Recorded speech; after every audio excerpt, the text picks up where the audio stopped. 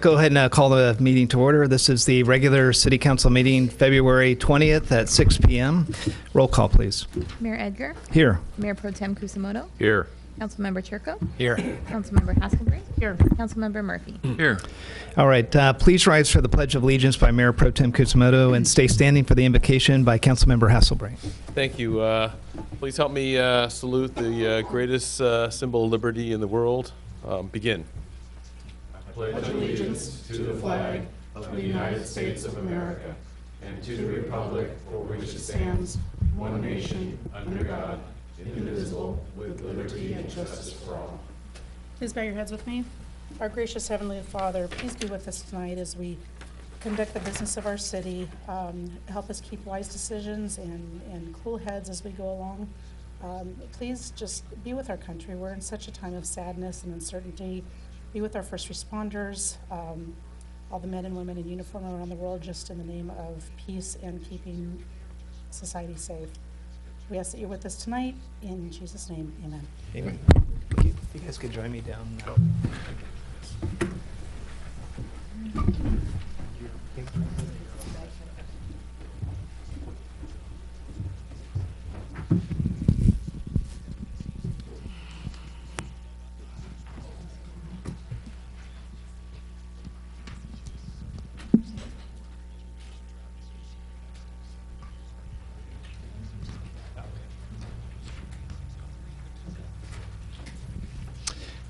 Alrighty. Good evening tonight. We'd like to honor a couple people before we get going here. The first presentation I'd like to do is a presentation of plaques to former Parks and Recreation and Cultural Arts Commission Judy Estrada and Emil George. If you guys can join us up here.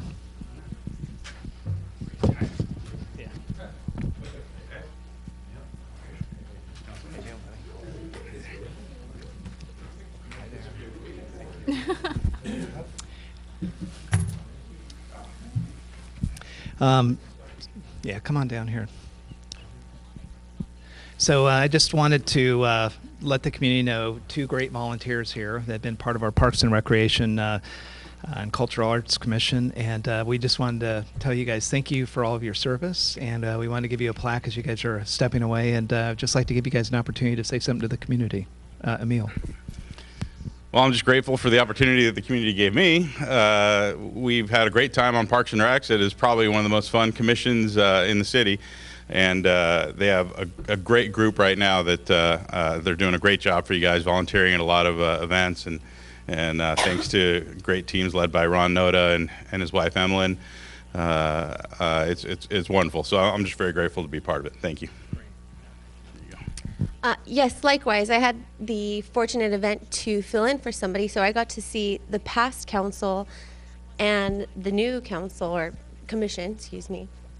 So I'm very thankful to see the progression, and LaSalle needs green space. So if you're concerned, get out there, get involved. It's easy and it's fun.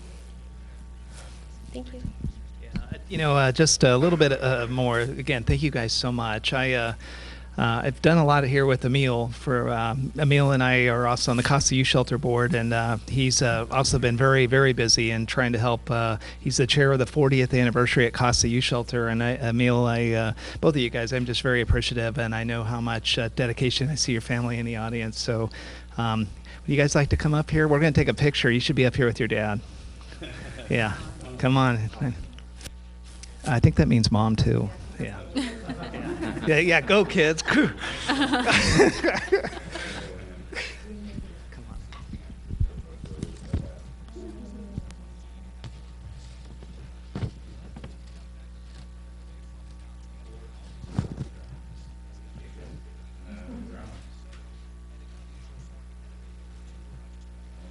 All right, thanks, guys.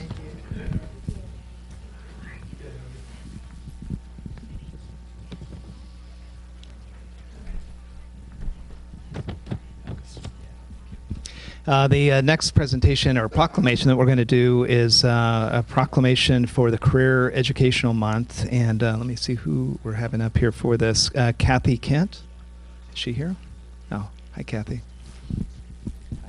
Thank you for coming.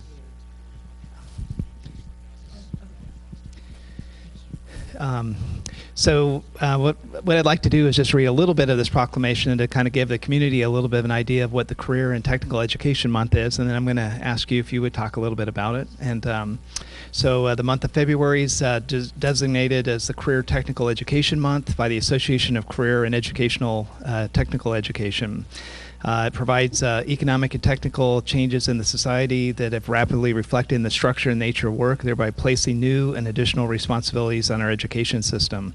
And, I think a lot of us that have kids, especially in this community where it's really hyper focused on everybody needs to get out of school and go on to college and do stuff. Even for me, I have 3 boys. Not everybody takes the path that they need to take. And a lot of times having different options out there is just really important. So I was hoping maybe you can just give a little bit of an idea of kind of what this means. Sure. Thank you very much. And first of all, I appreciate this honor. And on behalf of the Superintendent Terry Giammarino, and I am Kathy Kent, I'm an administrator of instructional programs. We really thank you, and we appreciate being welcomed into this community. We serve 5 districts in North Orange County, and I should say we're North Orange County ROP, and Los Alamitos is one of them. My daughters went to high school here, so it's really kind of deja vu for me to be able to go on campus as an administrator, and the courses that we offer are, it's not the same ROP as it used to be with just shop and wood shop and auto mechanics. It is robotics, it's sports medicine, and over here at Los Alamitos we offer all 3 levels of American Sign Language. We always try to connect with industry partners and make sure that there are job opportunities for our students. And also we have Careers with Children, which is a preschool program that's been in the community for over 30 years.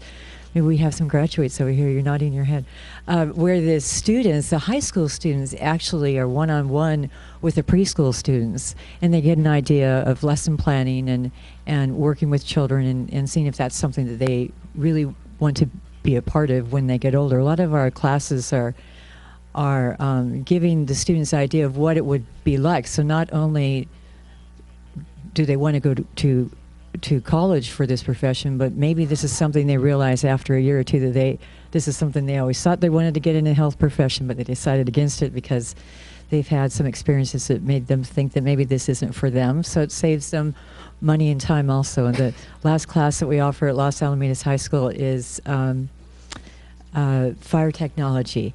And we have Brad Wallace has been the instructor for many years. We have Steve Erickson now.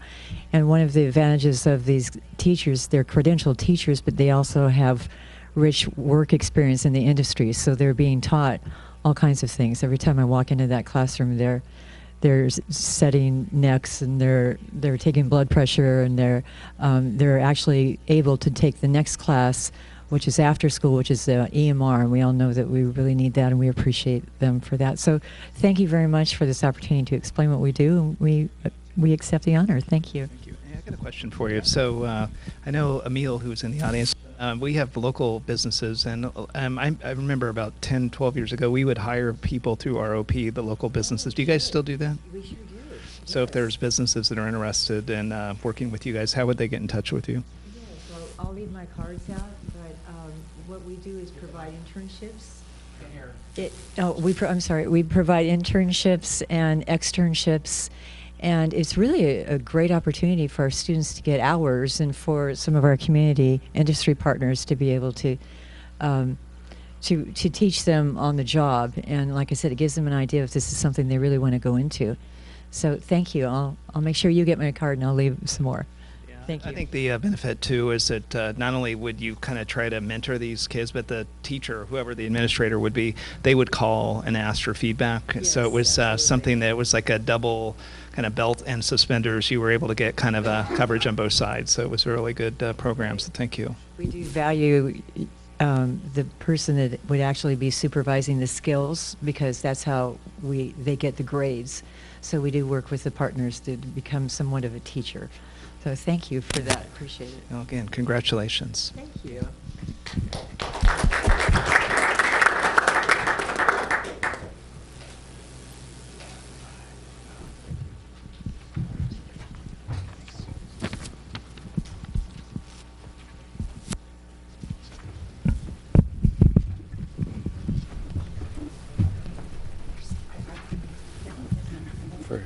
some reason, I have about 15 speakers coming to my left and right as I spoke. Thanks for the help, Rich. There. Well, I heard It was Pecker. him, not me. I heard Doug. Alrighty, we're going to go ahead and start with oral communications. At this point, any individual in the audience may come forward and address the council with anything within subject matter jurisdiction, and remarks should be limited no more than 5 minutes. Shelley Henderson, how you doing? I am just fine, thank you, Mr. Mayor. I am here in a twofold capacity. First, as editor of Orange County Breeze, and second, representing the Los Alamitos Area Chamber of Commerce. I want to do a little PR for Orange County Breeze while commending an employee of the city of Los Alamitos. This is the cover of our next month Dining, Arts, and Entertainment Guide. That gorgeous photograph, which I then plastered full of type, is from a prior year's weekend of art in Los Alamitos. How did I get a hold of that photograph? Sadly, it is not my photograph. I got it through Emmeline Noda, who I asked for it. She is very, very helpful in publicizing events in the city of Los Alamitos, and I want to commend her to you for that. Now, putting on my other hat, representing the Los Alamitos Area Chamber of Commerce, I want to commend an employee of the city of Los Alamitos for helping the chamber in its efforts to publicize the next month's State of the City luncheon. I would like to commend Emmeline Noda for her fabulous efforts at graphic design. It is no effort at all to publicize an event like that when we have such gorgeous graphics designed by Mrs. Noda. So there you have it. Wow, thank you. Private and public, she does a great job. All about Emmeline, we got it. Thank you. Yeah. Yeah, Ron, you'll take care of that later, right? Thank you. All righty, come on up. How are you doing tonight? I'm doing wonderful, thank you, Mayor. Thank you, City Council, for allowing me to be here today. My name is John Benfani. Last time I was here, or the first time I was here, was in September. Probably a little bit less weight and a little few less gray hairs. But I was here to talk a little bit about the organic waste recycling update. I want to take this opportunity, I think this is my 4th or 5th meeting here on this subject matter, to thank the City Council and to thank all the members here to take the time to evaluate this important issue. I know that there was a lot of pressure put down on you by the state to mandate and enforce a program and design one. I knew you were under a time constraint that had to be done by December 31st, and I understand you got some grief from Cal Recycling for not having that plan implemented. But I think you took the time to evaluate the options. I think at the time I was here in September, there was only one option presented, and that was that all commercial properties had to pay an 8.2% increase for refuge that was only appropriate for 11 entities. And now it appears that there's actually a secondary option. And so I thank you for that, because I think it shows that you're working hard, you're trying to come to a good resolution, and you weren't just trying to meet a deadline. And so I know that's not always an easy task. And so just to reiterate my concerns on option one, I didn't think it was fair that we spread 8.2% of tax on all commercial properties that resided in Long Beach, or in Los Alamitos, excuse me, even if they didn't have enough refuge that made them comply with the state mandate. And I didn't feel it was fair that those 600 plus commercial properties had to subsidize 11 who actually produced a sufficient amount, and so, or sufficient amount necessary to comply with the law. And so I again like your option two, which is a subscription service, because it really does in essence what this law was intended to do. This law wasn't intended to come down from the state and mandate that every property comply with the law. It was just certain properties that generated a sufficient amount of waste to trigger the need. And option two does what that law intended, because what it does is it does promote recycling because what you're doing is you're passing the cost to only those entities who are producing the waste, and therefore they have a vested interest to reduce the amount of waste they generate. And it kind of ratifies why the law was generated. The state came down because they wanted to reduce the amount of landfill. I think that's the amount of waste in the landfill. I think that was the spirit of the law. And I think option 2 captures that, because it does put financial costs associated with having organic waste or other waste that have to comply. And I think that any entity who has to comply and who might be required to have a per container rate is gonna look at the amount of waste they generate, and they're gonna wanna look to offset it. Maybe they're gonna go to one of the transfer stations and dispose of their own waste. Maybe they will look and be creative. And so I think that having a subscription service apply for those who generate the waste is a good idea. And again, it looks like you've got a couple cities now who've actually implemented that program, so your course of action seems to be ratified. So again, I thank the City Council for taking the time not to do the most expedient and easy. It's easy to go 8.2% across the board, but actually having an option that really makes sense here. So I thank you for the time. I thank you for working hard on that. It's been 5 months, and I know you've been trying to work through that task, so I thank you again. You know, I just make a comment to you. I really appreciate you being prepared, coming. You know, a lot of these state mandates that we have to deal with, we are punch weary. We just kind of like, you know, go through. And I think when you came the first night, I always wonder, like, when somebody comes that prepared, I'm thinking, wonder what their interest is in this. And through these consistent meetings, you've provided us facts and data to balance this. I'd say the inflection point for me is when we started getting under the covers of how many businesses actually produce the waste versus spreading it over 600 plus businesses. I think that data was something that was very influential for me personally. So I just really appreciate it. So thank you for your time and sticking with it and helping us, I think, reach a better conclusion. Thank you, Mayor. I appreciate it. Thank you for all your Thank time. you. Anybody else? Last call. Oh, here we go. All righty. Hi, you're back. Hi. You know, I've just, I was on the commission and a lot of things have been happening. I've been very busy. I'm sure everybody understands. But since I'm here, there's just 2 things that I wanted to talk about since I live in Old Town West. There is a 3-story apartment complex that went up.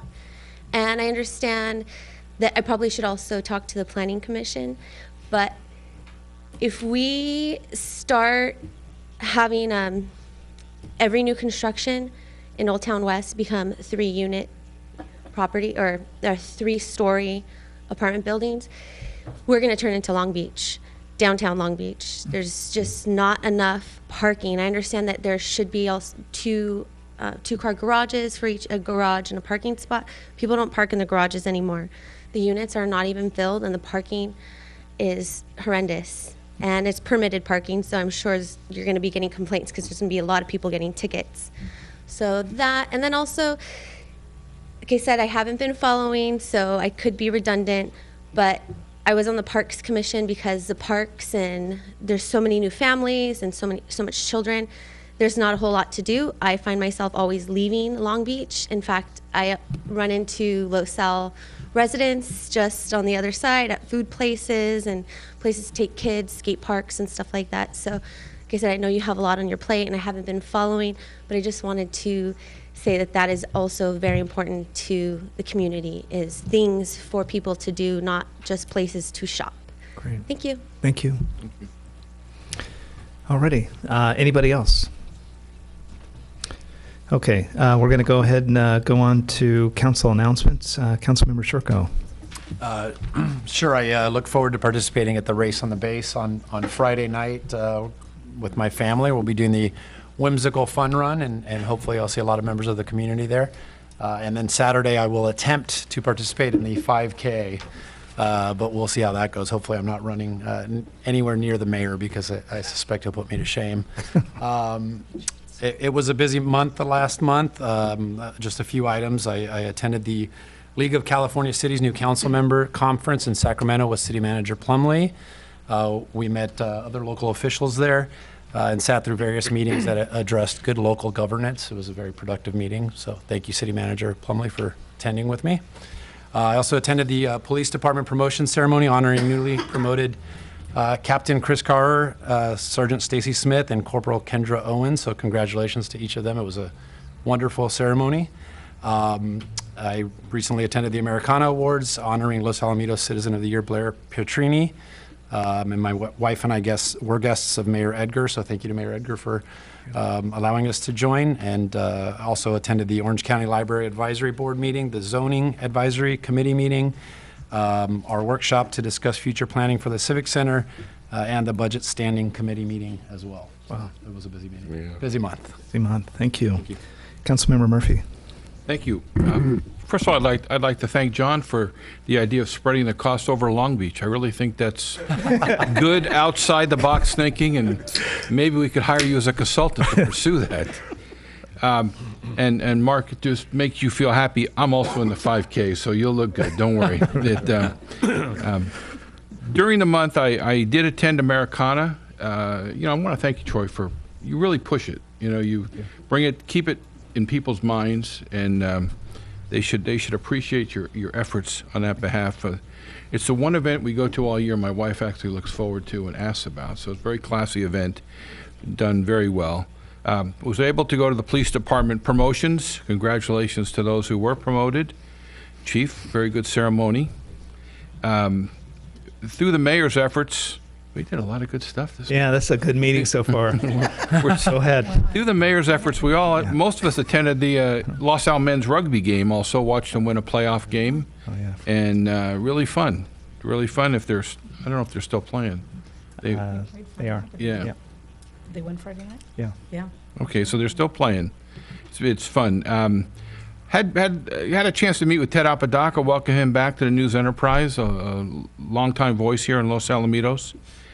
And Stephen, you want to talk about the sanitation district today, or would you rather wait? Yeah, there's a meeting on Thursday. I'll be attending. Oh, okay. Why don't we wait? Okay. Sanitation district is going to dig up our streets in next year, and so they've been planning it now for 3 years. But it's going to be a mess, and right down Catella. So we'll be hearing and seeing about it. Thank you. Great, thank you. Oh, one more thing I forgot. I got to go to my 6th senior luncheon, and appreciate them always inviting us there. It's a great group. Thank you. Thank you. Councilmember Hasselbrink. I followed these guys around quite a bit, did the rugby match, which was awesome. It's a brand new team at the high school, and they're doing very, very well. Most of them play football, and a couple of them are also in the show choir, so it was an interesting mix of athletes. I attended the 79th Sustainment Dinner Night Out at the Great Wolf Lodge. This is 79th is headquartered over at JFTB, and this is their fancy everybody in dress blues for a night of really, really nice dinner and just a lot of socialization, so that was a lot of fun. And in the police promotion, I just always get excited when we're able to promote from within. That's important. They come in already knowing what Los Al is about, so I was thrilled to see that our recent 3 promotions all came from within. I attended the St. Hedwig's School, the Kindness Challenge. They had a week-long challenge where they were all tasked to do 50 acts of kindness on each other, and they all succeeded. So they had a big celebration assembly, so I was able to go there and present them on behalf of the city a proclamation, which they loved. Americana Awards, as Councilman Murphy said, is always great. Thank you, Mayor Edgar, for having the funnest table at the Americana Awards by far. Thank you. For the Orange County Fire Authority, we are in the process of selecting a fire chief. I'm on the ad hoc committee for that. We initially received 27 resumes. We narrowed it down to 7. The ad hoc committee interviewed 7 of them, and on Thursday, we're bringing the final 2 to the full board for interview and selection. Very good pool of candidates from all over the country, so I'm looking forward to see who's going to be our next fire chief. And just want to remind everybody about Race on the Base is Saturday. You can still register. I'm assuming we're all 100% registered up here. No. Can we do it now? We can do it Friday night, right? Yeah, hopefully there'll be places left, but yeah. If not, I'll just go home and watch it. I'll watch it on TV. Richard's fourth year in a row for not making it. So Friday night is the Kids Fun Run and the Vendor Expo, and they've got live entertainment, and it's really a lot of fun on Friday night, and then also early Saturday morning. Make a show there and just enjoy being on the base and getting a little bit of exercise. That's it. Good deal. Mayor Pro Tem Cusimano. Thank you. So I did a lot of the same things my colleagues did. On the police department promotions, though, I got to speak on behalf of the mayor, and it was really kind of an honor. Thank you for that. And Chief, that was a great ceremony. There were all kinds of blue uniforms from all over the place, and it was really nice. I also attended the rugby game. That was really interesting, interesting sport to watch. And then the other things I've done, for OC Parks, there was the Vietnamese Tet, which is the Lunar New Year Festival. So I attended that this past Saturday. And then also on behalf of the mayor, I went to the ACCOC Homeless Forum. And it was a really nice, interesting event, information sharing. And I gave Brett some information.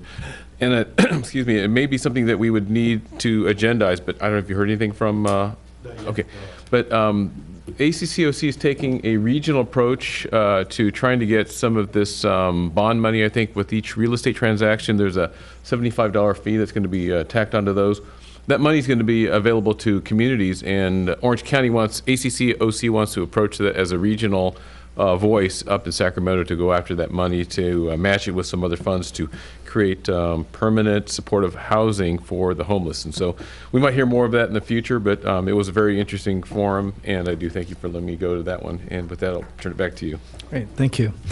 A couple things. We had the Youth Volunteer Awards at the Youth Center a couple weeks ago. So we were over there with Ellery Deaton from Seal Beach, John Pete, and Councilmember Morales from Cypress, Senator Nguyen, and I got to recognize 12 unbelievable youth. And every year, Lena over at the Youth Center, they put together this recognition event. It's just every year I go, I'd like to just hear what they are able to do. And it's interesting because when you go there, you hear these great projects that get done, and the parents are in the audience, and they're super psyched about their kids. And these kids are usually on a glide path to bigger and better things long after.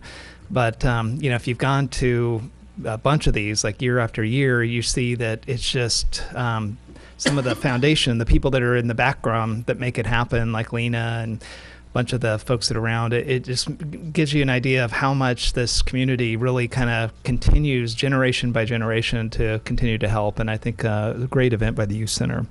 I wanted to thank Dan Chase, the Los Alamitos rugby coach, who had reached out to me, and we invited the council members there. Very new program. They're nationally ranked and continuing to push through. About half the members of that team have been able to get college scholarships. And, you don't think about rugby in Los Alamitos, but spending a lot of time in Europe, it's a big deal over there. And man, it's I was just surprised at how rough and tough it's actually a really fun sport to watch. And with a lot of the things going on with football, where they think, God, parents are really kind of hesitant sometimes of letting their kids out there doing that. I think I'd be hesitant with rugby because it looks and there's no pads. But it was a great event. So thank you to Dan Chase. I just want to do one plug for Casa Youth Shelter. Emil's still in the audience. Emil has been the chair of the 40th anniversary of Casa Youth Shelter with Mildred Jones, and it's a big deal for us for 40 years. In full disclosure, I'm on that board. But I just, we had a board meeting today, and you just see the amount of work that the Casa Youth Shelter does in our community. Also, the chief is on that board. You hear real tragic stories taking place that are handled very professionally, and that whole process about Casa is just trying to get unification, get those kids back to a safe place, whether it be reunited with their families, or even into the system to get them to be taken care of. But anybody in the community, if anybody's interested, please reach out to the Casa Youth Shelter or to the city. Our event is April 14th. Thank you. And Emil's been really trying to help out. I think budget-wise, this is a really big opportunity for us to try to raise some money and really help out. Just a great cause in our community. I just wanted to thank everybody for the Americana Awards. I think that Blair Petrini, who was our Los Alamitos Citizen of the Year, what an awesome event that was. Blair runs Grateful Hearts. You see now over there by Plate Against Sports, but had worked their way through, and her brother, who's Pastor Bayless over at Cottonwood. It was really great to see them two and their families there at that event, and just the amount of impact that Cottonwood direct and indirectly has had, and Blair herself getting out there. I just very commendable, and hopefully, as we go through, maybe we can get her back through and just recognize her for all the hard work she does. I just want to commend the City Council and the staff. We had a great special meeting last Monday on really the use of City Hall. One of the items on the agenda tonight will be to appoint an ad hoc committee to that, but it really is exciting to see how action-oriented this council is, and I'm very honored to serve with these guys and girls. Thank you, girl. And then lastly, two last things. Race on the Base, again, another plug. Ron, I don't know if you want to talk at all about anything to plug, kind of what's going on. The Friday night, a big family night, Saturday, an unbelievable day. But could you just give the community just one more plug as we go to our final march towards Saturday? Sure thing. Mayor, Council, you guys are doing a great job, but I'm just going to reiterate, it's the Southland Credit Union. Race on the Base this coming Friday. Friday is a whimsical glow run, so it is for children and entire families. In the past, it was just for children, but now we have a family division, and we encourage anyone to come out to dress because we do have a costume contest for that as well. So it's a fun event, glow in the dark, whimsical. So a lot of people ask me what whimsical is. Yeah. Let your imagination go wild. I'm thinking Rich Murphy. Yeah, you could be like I tell people, you could be a Smurf, you could be a Transformer, unicorn, whatever. Let your imagination go wild. Saturday, of course, is Race on the Base with the 5K to 10K triathlon. Yes, Mr. Murphy, Councilman Murphy, you can register Friday or Saturday morning. We do take late registration, as we call it. So we anticipate a good crowd. And we're going to have lots of fun out there, and I encourage the community to come out. Great. Thank you for that. Lastly, is this Saturday, I'm attending the LAIF King and Queen Awards ceremony where they select the King and Queen. And one of our own is actually out there. And I would just, again, another plug for people in our honored team that we need to get behind and help them. Dan Brandt, who's on the PD, he's going to be one of the candidates. And I want to go there hopefully for a victory lap. If not, it'll just be a lot of fun. But I just, it's definitely a great cause, and everybody with LAIF, I think some of the other folks that are on there, Amy Payne is one of the candidates, Karen Russell. Anybody know who else? I don't want to miss anybody, but I was super excited about it. It's going to be a good time, and LAIF is doing a lot of good things in our community. With that, I think that's all I had. City Manager. Thank you, Mayor. I just, in addition to things that have been mentioned, State of the City, the Mayor, we're preparing the State of the City on March 21st, the 79th Sustainment on the Base on JFTV. So I want to save the date out there for that. Great, thank you. Okay, then we'll move on to warrants. Can I get a motion? I'll move. Second. Okay, roll call vote. Mayor Edgar? Aye. Mayor Pro Tem Kusamoto? Aye. Councilmember Turco? Aye. Councilmember Hasselbrink? Aye. Councilmember Murphy? Aye. Item 10, consent calendar. All consent calendar items to be acted upon on one motion, or unless a council member would like to pull anything. Anybody want to pull any item? Can I get someone to make a motion for the ballot? I'll make a motion. Second. Okay. All in favor, say aye. Aye. Oh, one item that just Mayor that wanted to mention, item H. Oh, that's yeah. on the consent. We wanted to hold that one. Yeah. Procedurally, do I need to do anything to? I'd like to pull item H, agreement for legal defense services, because we need to have a closed session meeting. Yeah, please, if you could get a motion to pull that and approval by remainder of the council, and Okay. then a second vote on the remainder of the consent calendar, please. Okay. I'll move to pull H and pass the rest. Second. All right. All in favor, say aye. Aye. Aye. All right. Next item, ordinance, introduction of ordinance 2018-02, Personal Appeals Commission. Staff report, please. Thank you, Mayor and City Council. I'll have the City Clerk, Wendy Quintanar, give the staff report. And just to very brief background, this came up from direction from the city council, and the Councilmember Hasselbrink had brought up the idea and had staff research whether or not this could be done in terms of the Personnel Appeals Commission playing a part in 2 different commissions. And so Wendy's done that research, and we'll give that report. So city manager pretty much took my summary. The Personnel Appeals Commission, upon reviewing the code, it did not state there was nothing allowing it and there was nothing disallowing it. So this ordinance before you tonight would allow the Personnel Commission only to serve on an additional commission. Great. That's a pretty long summary there. So we'll bring it back to the council. Councilmember Hasselbrink, you brought this up. You had really good intentions. We want to talk a little bit about it? Yeah, it was basically, you know, the Personnel Commission, they pride themselves on never meeting. But these are citizens that want to be active in the city. And so I just wanted to give them an option of having another venue without creating a vacancy. Because I think after tonight, we're actually full staffed on all of our commissions, which in my 3 years here is a first. So I just wanted to be able to give these men and women on the Personnel Appeals Commission an opportunity to be able to serve in both capacities and get a little bit more involved and not create another vacancy. So that was pretty simple stuff. So the just for the community who is not familiar with personal appeals, and we make the joke they haven't met for a long time and they're proud of it. Could we talk a little bit to maybe the city staff of what the Personnel Appeals Commission does and why it's a good thing they don't meet a lot? Yeah, we're very pleased to be able to have the commission and the group of experts that are on that commission that we never meet with. We're fortunate that we haven't had to meet with that commission in, Wendy, how many years at this point? Not in the 12 years I've been. More than 12 years. So what's the scope of that commission? The scope is basically items that are appealable, personnel items where the discipline exceeds what is allowable in our code to become appealable. It goes to this commission to hear those type of items. Okay. So often it's a potential termination or something close to a termination that is being heard by this commission. Okay, great.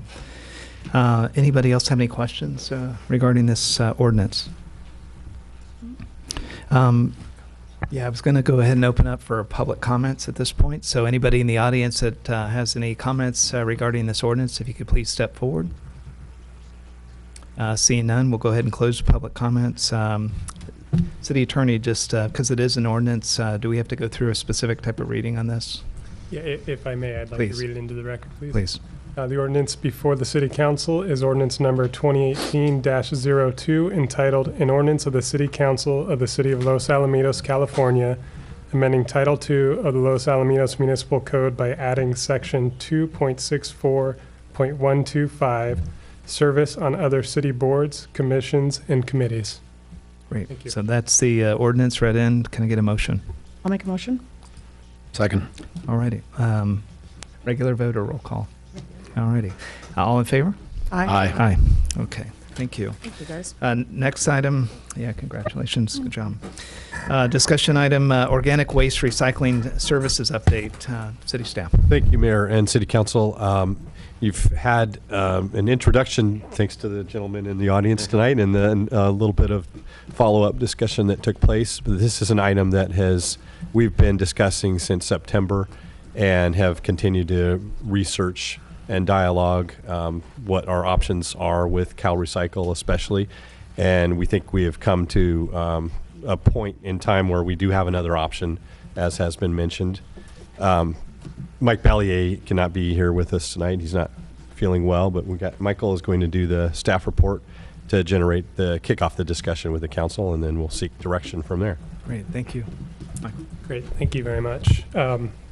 As Brett mentioned, this item has been brought before the City Council to facilitate further discussion of the city's options for complying with AB 1826.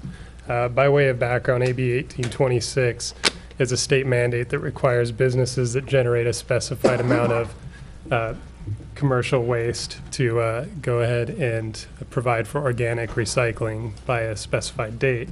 Some milestones to keep in mind as we move through this is that pursuant to the legislation as of January 1st, 2017, businesses that generate 4 or more cubic yards of organic waste per week are required to obtain organic waste recycling services.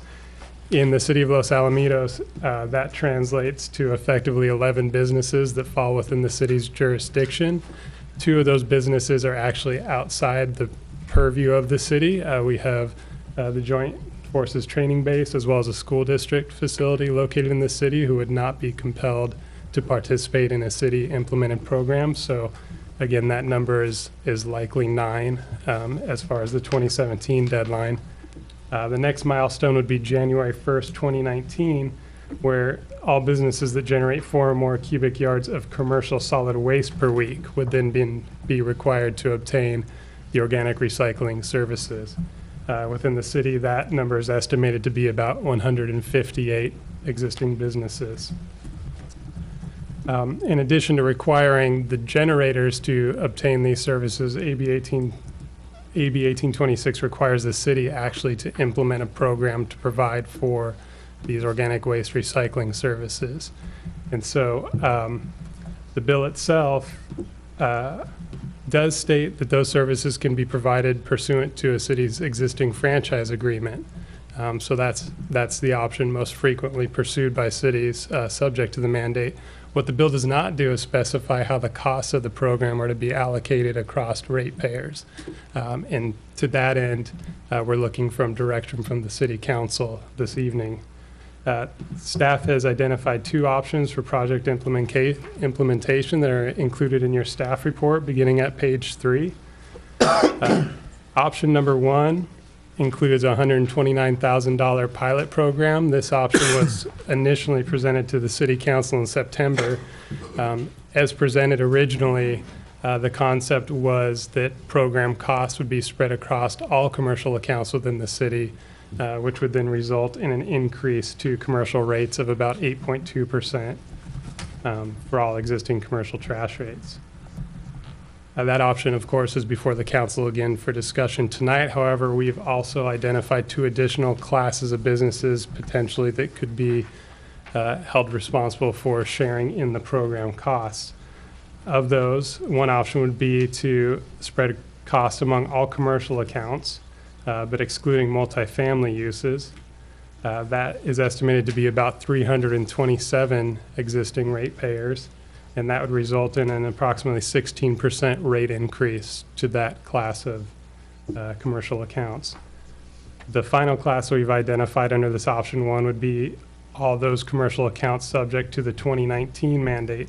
And again, in 2019, that's when any business that generates 4 or more cubic yards of solid waste, not necessarily organic waste, but just solid commercial waste, would then be subject to the mandate. And we've estimated that to be approximately 158 existing businesses. The result of that increase would be approximately a 32.78% rate increase for businesses subject to the program under that option or that approach. The second option that we've identified in the staff report, beginning on page 4, contemplates Republic Services providing per container rates for the organic recycling services, and then allowing businesses subject to the mandate to contract directly for services provided to them by Republic. Under this approach, the program cost would be borne only by those businesses subject to the mandate and actually obtaining services from Republic. During preliminary negotiations with Republic, we had received, I guess, rough per container rates from our franchise hauler, and those have been included in your staff report. If it's the will of the City Council to proceed with that approach, however, staff would need to open conversations with Republic again and ask them if they're willing to honor those earlier rates and or if they'd like to update their per container charges. So as Brett mentioned, our subject matter expert and consultant unfortunately is unable to be with us tonight, but both Brett and I are here and we'll do our best to answer any questions you may have about the options outlined in the staff report. So Great, thank you. I'll bring it back to the council. Anybody want to go first? Sure. I'd like to ask, what happens if the 9 companies don't cooperate? Are we still in compliance? What the state law requires is for the city to make those services available to the accounts subject to the mandate. There are reporting requirements in the law where we will have to report to the state in terms of the diversion rates being achieved. There's also potential enforcement options that could be initiated by the state if businesses who are generating excessive amounts of this waste just simply refuse to participate. If the city were to be concerned about participation, there's also always the option that the city itself could impose coercive measures, fines, penalties, and so forth to try to force businesses to comply. But on its face, the legislation requires, again, only that we provide a program that fits the needs of our jurisdiction and that is reasonably calculated to actually provide diversion of these materials. Thank you. Anybody else? Sure. One question I did have was, are the per container rates listed in Table 2 contingent on all 9 businesses signing up, or do we know how Republic might view some of the businesses signing up, but not all? We don't know how Republic will react if we present these rates back to them. This is what they had presented to us. They had estimated the cost, and we had negotiated the cost down to $129,000. But until we actually approach them, I'm not sure what the reaction will be yet. So I guess along Councilmember Chirco's question, so if we, I'll say, go down the path of option 2 and it's a subscription service, do we have? Are they limited? The organic waste generators, are they limited to only using whoever we pick, or can they deal with it in any way that's still compliant with the state mandate? In other words, like the fat that gets rendered from, or the leftover from deep fryers and stuff, they put in some kind of container, it gets hauled away. I mean, can they do the same thing with this? Is that compliant at that point? Yeah, in terms of compliance, the first point to look at would be compliance with our existing franchise agreement. So the franchise agreement assumes that Republic would have the exclusive right to provide waste-related services in the city. So in terms of who these entities could contract with, if we go forward with this option 2 and are able to reach an agreement with Republic, they would be the exclusive provider. There may be exceptions if an individual is able to self-haul and actually take the materials themselves. That may be permissible under the franchise agreement, but the more direct answer to your question is that they would be the only game in town, essentially. But Yet individual entities in the city can use for bulk hauling, like the 3 cubic yard dumpsters or larger. They can use anybody as long as those other people have signed the franchise agreement. Correct? The big dumpsters. That's something that I think we enacted some years ago. Jeff Stewart was still the city manager. Mm-hmm. So think about the big dumpsters. It used to be exclusive to consolidated disposal at one point in time. And then we opened that up after the issuance of this trash agreement. So, Stephen, on that portion of the franchise agreement, that is an option. That is for residential customers desiring to reconstruct their homes or constructing their homes. It allows them an option to go with 3 different vendors. One of them is Republic. Right, but the other 2 were a franchise agreement with the city. Yeah, they have non-exclusive franchise agreement. But they have non-exclusive hauler rights in our city. Right, but is it only limited to homeowners? So businesses cannot. Correct. It's only temporary, whatever. I'm remodeling. And businesses doing construction, if they're remodeling their business, gotcha. they could rent one of those bins. I understand. Okay, so in this case, it would be exclusive, unless it wasn't, unless there was an agreement for not exclusivity. Okay, thank you. Okay. Councilmember Hesburgh. I'm not sure if I have any questions other. I do appreciate option 2. I also appreciate that Irvine and Costa Mesa and Laguna Woods have all implemented option 2 and they're compliant for Cal Recycle, which is really our intention right now, because this is a pilot program and they've even admitted they don't know what this is going to look like next year. So I would be in favor of the least intrusive to our businesses that we can while all this gets worked out. And option 2 seems to be that city's compliant, businesses can subscribe, and they'll work out all the details as more businesses and more mandates come on board. Yeah, and I think if the council has a consensus and gives us direction to go that route of option 2, then the next step is to reach out to Republic, see if they're still good with the rates.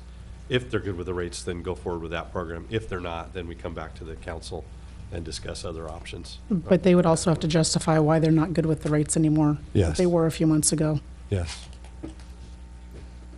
Okay. So looks like option 2 seems to be the direction where we're going. Again, I'll say that I really appreciate the community focus on this. I mean, we almost really quickly, because it was just another agenda item, at the very beginning, the gut reaction was just pass it on to all the ratepayers, and you can see the 16.8 to 32% increase on our businesses. And I think part of our job up here on the council is to fight for the community, for the residents probably first, and then the businesses. But then when you get to the businesses, we don't really want to pick winners and losers. We really want to be able to try and do what's balanced, looking for parity and making sure that we're not penalizing. It's been a really tough issue. I've been watching Seal Beach take this on. Same type of issue where they've got a lot of restaurants down in downtown, and this would be real hit to them.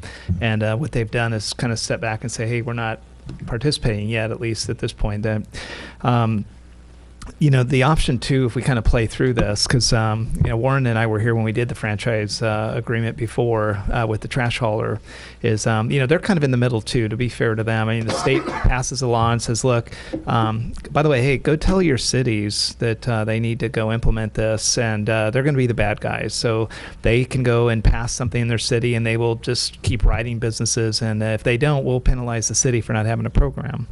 So then we try to work out, and then as a business, I think Republic, again, to be fair to them, they sit back and are like, how are we going to provide services for this unknown amount of waste? So they got to draw a line in the sand and put a case together and try and go pitch it to the cities. And it gets the visceral reaction of, oh my God, another state mandate, but they got to kind of stay with it. And I think they've been very professional through this process.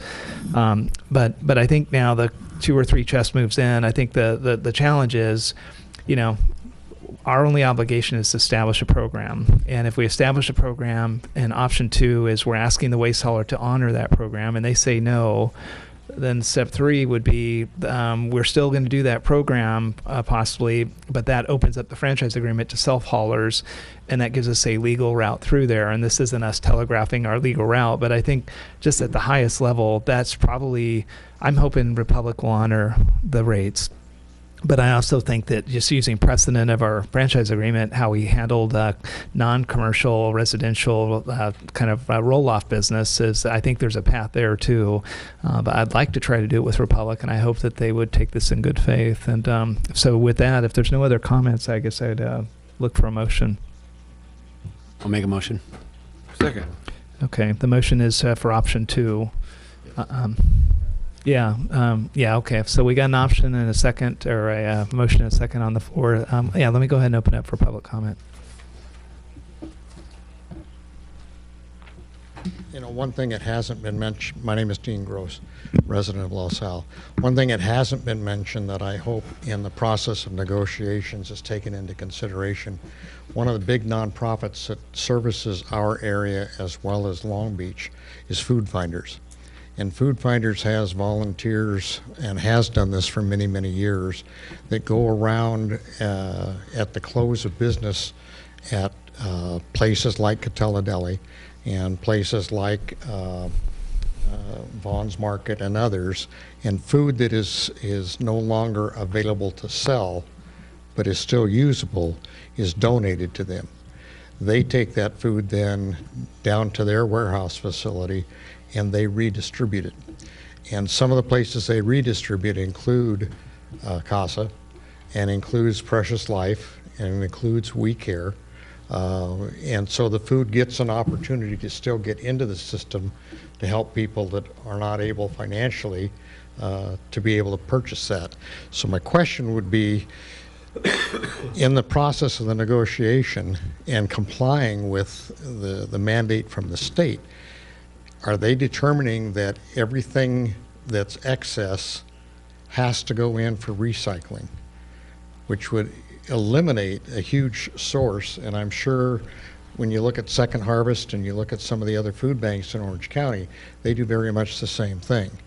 If that gets cut off to them, we've really created a major problem in that area of people that need food and need help, not just necessarily the homeless, but people that just can't get enough for their families to the next paycheck. So I would hope that opportunity still exists, and whatever is worked out to be compliant from the standpoint of Republic. Great. Thank you, Dean. Let me just pass that question on to the city attorney, see if he has any comments on that. Yeah, I'd be happy to respond to Thank you. that. Please.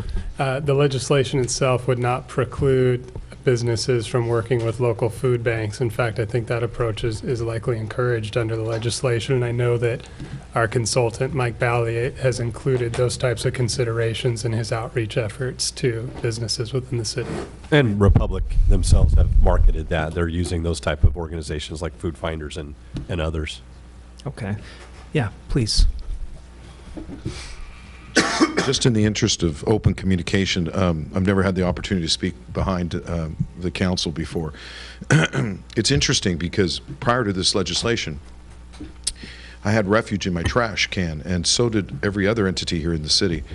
And our refuge hauler was taking it away, and they recycle. That's part of their standard operating procedure. So one of your tools here in designing a program for the recycling program is that you actually contract with a hauler who actually does recycling. They pull the plastic out, they pull the water, newspaper out, they pull a number of different products. And organic waste was going on there before this legislation occurred.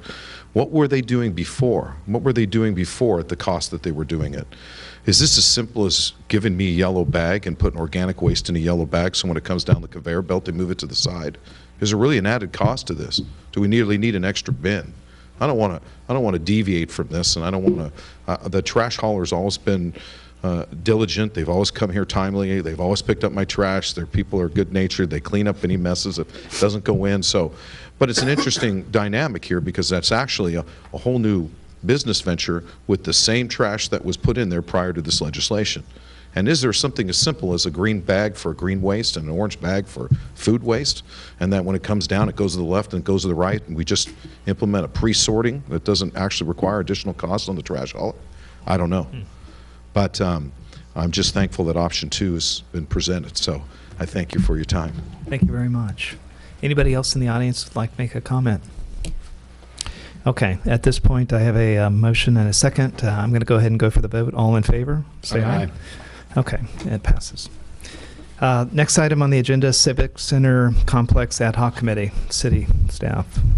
Thank you, Mayor and City Council. This is a follow-up to discussion that took place. Mayor, you mentioned the workshop that we had with JLL and the sub-consultants last Monday night, and part of what came out of that was the suggestion to appoint an ad hoc committee to both discuss the Civic Center complex and the possibility of talking to a couple of board members over at the sewer district.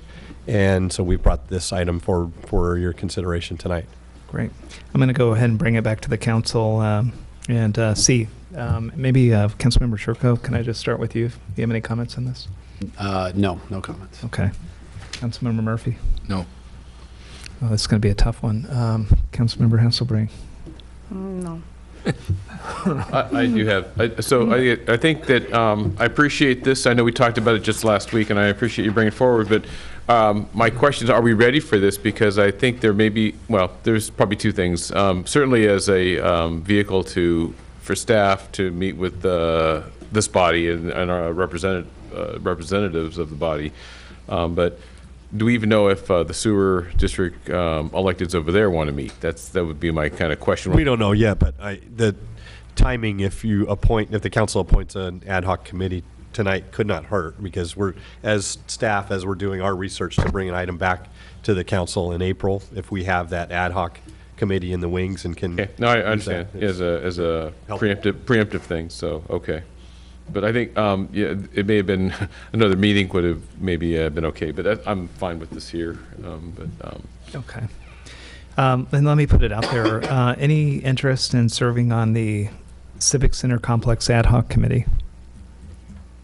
Well, I would be just for the sake of continuity, but my schedule's been rather crazy, but I'd be happy to try and serve in that capacity because former Councilmember Gross, I served with him, and then Josh Wilson, Councilmember Wilson. So I'd be happy for continuity's sake, but I certainly would encourage others because I think it'll be that chance, especially if we do have the outreach to with the other electeds to really understand their perspective on things and bring it back to this body here for us. But I'd be happy to serve.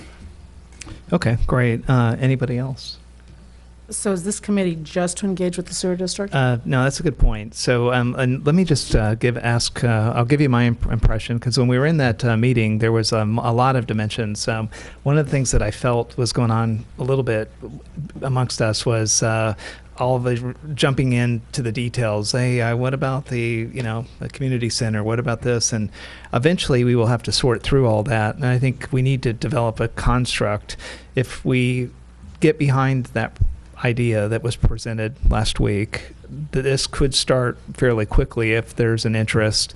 I think that this symbolically shows that how serious we are. We didn't just say it was a good thing to do. We actually assigned a committee. So if developers have any interest in this, there's a team ready to meet. And I think from the city staff side, my preference would be to get some council members with you so that you guys can start to set up a construct of how we're going to address these things. And I mean, to me, next door is important, but it's about 2 or 3 moves in. And there's some moves down at the bottom that we probably ought to start thinking about. And so I'm hoping that this thing would be, the scope would be a pretty I think it's purposely written to be general enough where we say discuss Civic Center Complex.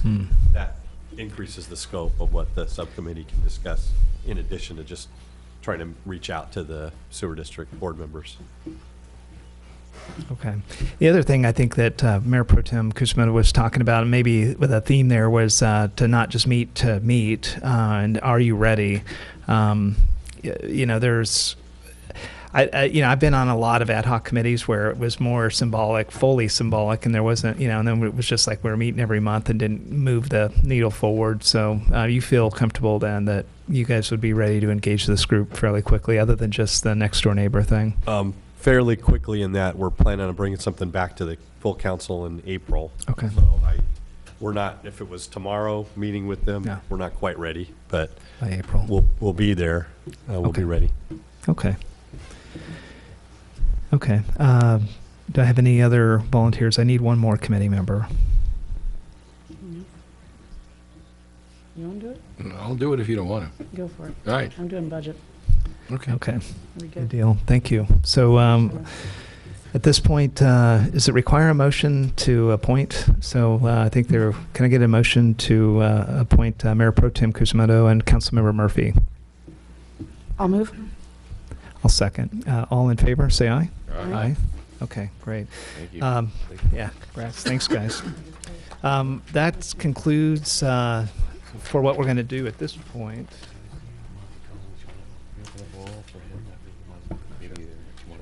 Yeah. Yeah, we're going to go into closed session in just a minute, and then we're going to go through some items that we need to talk about in closed session, and then potentially come back out into open session and address one of the items on the council that we moved. But Mayor Pro Tem Kushimoto had also seen we've got a guest in the audience, Monty Collins. I don't know if you were here when I opened up public comment, but I just want to be respectful of the fact that you've come. I'm okay. Okay. Okay. Cool. Okay. So with that, City Attorney, you want to take us into a closed session? Yes, thank you, Mayor. The council will now adjourn into closed session to discuss the items listed as 13A and 13B on your agenda. Cool. Thank you.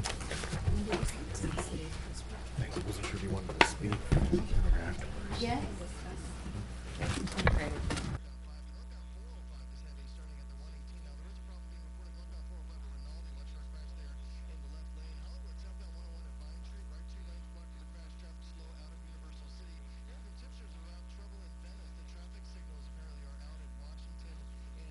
Major intersection there, causing a lot of slowing, maybe some of the surrounding intersections affected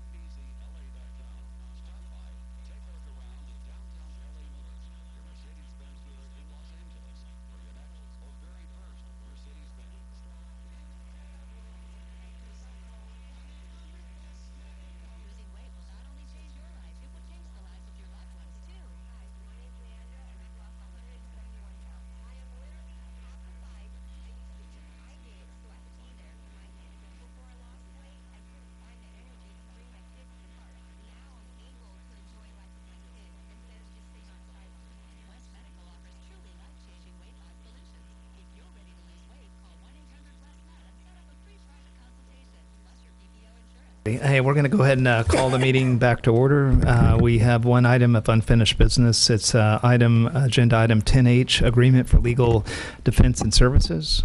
Staff report, please. Presented before the council this evening on consent report is a professional services agreement to retain the services of attorney Bruce Prayett for the defense of potential litigation related to a claim filed by attorney Joel W. Barach that was received by the city on December 26, 2017. Okay. I